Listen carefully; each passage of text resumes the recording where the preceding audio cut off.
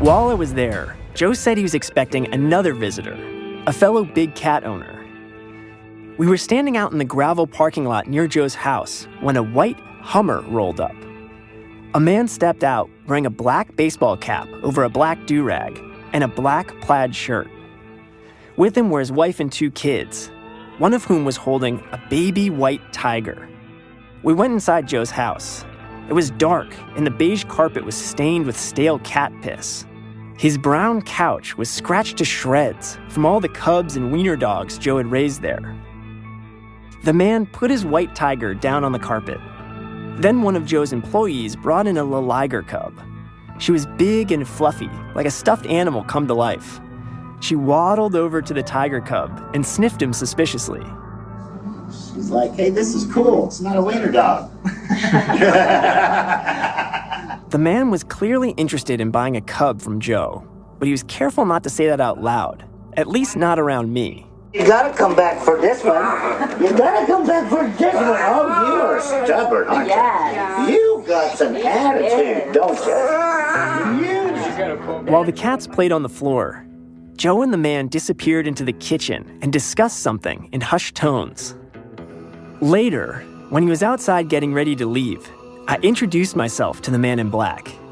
His name was Jeff Lowe. Jeff Lowe, L-O-W-E. L-O-W-E. He had tan skin, a neatly trimmed gray goatee, and cold blue eyes. Jeff told me he lived in South Carolina. He owned a liquidation business, reselling the stuff that people returned to Walmart. But his real passion, he told me, was raising tigers and lions. About a year earlier, he had started collecting big cats, and he kept them in a huge warehouse, alongside the forklifts and cardboard boxes full of patio furniture. Now, he was looking to team up with Joe.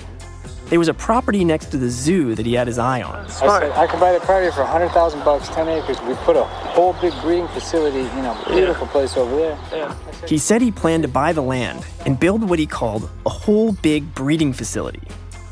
It turned out he and Joe shared more than just an interest in tigers. A few years back, Jeff had planned to open a cub petting zoo in South Carolina. But Jeff said someone had started an online petition about him, complaining that his tigers were in small cages. Eventually, the county blocked him from showing exotic cats.